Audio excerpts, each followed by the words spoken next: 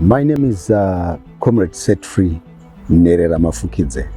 I am a registered general nurse by profession, as well as a wellness consultant. I am a father of 5 beautiful children. I'm a husband, and I'm also a political and social commentator. If we talk about the health sector in Zimbabwe, I would really say it's currently in a bad shape and bad state, as we have all witnessed through maybe our relatives, and as we have also witnessed by working in the same institutions. We have seen that in the institutions there is a low morale in terms of healthcare workers. They believe that they are not well rewarded for the kind of work that they do. That's number one. Number two, we have a situation with equipment and consumables that need to be used within the health institutions. So we have quite a big challenge in terms of resources within the healthcare sector in Zimbabwe. And we also have quite a big challenge in terms of the equipment that we need to use within medical facilities in Zimbabwe. That is the public medical facilities that are owned by the government of Zimbabwe. So basically what I think is we are not there. There's a lot of improvement that the government and also the private players need to come in and assist to make sure that the hospitals and all the medical facilities in the country look exceptionally good and also present the best healthcare services for Zimbabweans. I believe in Zimbabwe corruption has gone beyond control. Whilst the government is putting some effort, which I believe is also minimal effort, we are in a situation in the state where they have failed to control corruption. And the reason why I believe they are failing to control this said corruption is because those in the inner circle of the ruling elites are the beneficiaries of such corruption, and eventually the ruling party in Zimbabwe, which is ZANU-PF, eventually benefits from all these chains of cartels and all these acts of corruption. So basically I believe the institutions that have been put in place to deal with corruption issues have to a certain extent been effective, but not fully effective as would have been expected by all the citizens of Zimbabwe. In fact, I've always said corruption is not the problem. It is not a problem at the government level alone. It's also a problem starting with us, the people.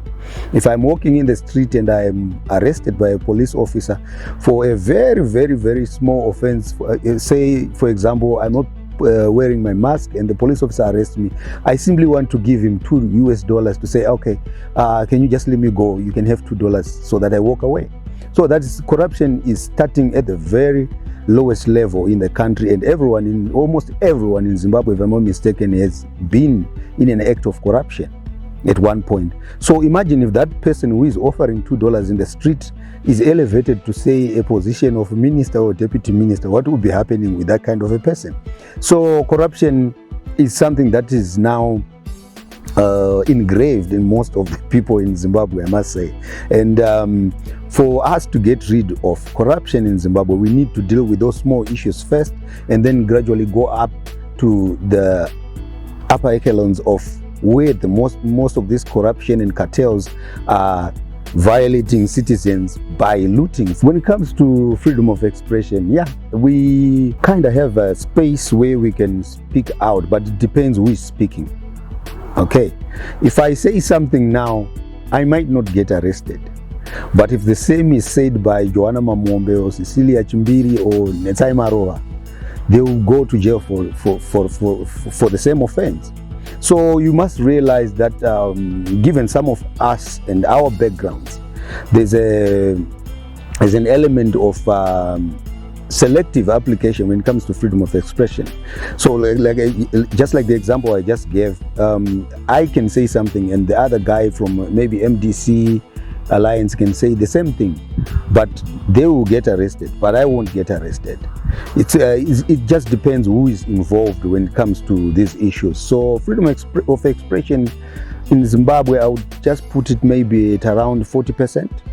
Otherwise, there's not much freedom of expression. And it depends also how you are expressing yourself. If you're expressing yourself by taking to the streets then we all know the results, and we've all seen what has happened previously. I also want to answer a question which you said, can Emmerson Mnangagwa be bad at everything, whilst Nelson Chamisa is good at everything as well?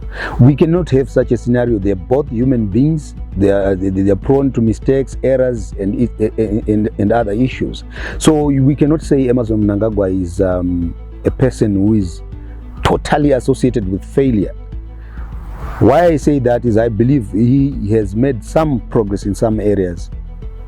We must acknowledge that he has made some progress in some areas, and though it's not at the pace that we would expect, he has not, however, made meaningful progress when it comes to human rights issues. That's my main concern. If you were following me probably in around 2017 when he came in through that coup, I openly said if Emmerson Mnangagwa does exactly the opposite of what Robert Mugabe was doing, then Zimbabwe is going to prosper. I said that. Though I didn't support the whole process, but I said if he does the opposite, he was going to make it. But unfortunately, along the way, maybe he got wrong advice, maybe it was him deciding to do certain things that did not augur well with people like us who do not appreciate the kind of approach when it comes to dealing with political opponents. At the same time, Nelson Chamisa cannot be perfect. He cannot be perfect. He's a human being. He has made several blunders. You can all see how he came into power within the MDC. That whole process was a sham, and that is why his political party now has several problems dealing with that matter. So they're human beings. The president, I would tell him he needs to have a different approach when it comes to dealing with political opponents. I believe most of the political opponents that the president now has very young people. I believe the president must be able to say, okay, I hear your views, Joanna. I hear your views, Netai. I hear your views, Marco. Can we all come and sit down and talk? What is the problem? How best can we address this problem? But if we believe that we randomly arrest young people for speaking out, then we have a serious problem. So I would just advise him on that matter. And that matter will certainly get us going somewhere, because the young people are now the people that are on fire right now. They are the people that are disgruntled and saying the older generation is letting us down. So he must address those young people. The patriotic bill, in my view, is something that is meant to put down the people of Zimbabwe once again. It's something that is meant to silence the people of Zimbabwe once again. Whilst I agree with some elements who are pushing for this bill that we cannot go outside Zimbabwe and probably lobby for things like sanctions against our own country, because it's detrimental to the general populace and not even the leadership. So I agree with that aspect of saying, no, I cannot leave Zimbabwe and go to America or the UK and tell the British government or the House of Commons that Zimbabwe is a very bad country, punish Emmerson Mnangagwa, punish his government, and punish everyone around him. They don't get punished, those guys, at the end of the day. So the patriotic bill, to me, is certain parts that I believe are oppressive to the general populace, but I agree with the part where it says people must not be allowed to go and speak bad about Zimbabwe, especially at international fora where you put your own country down, and the repercussions, they come back to people like us, the ordinary people in Zimbabwe. So I wouldn't want to dwell much on it as well, because it's a bill that I haven't really gone through, but from the snippets that I've seen, that is my understanding of that bill.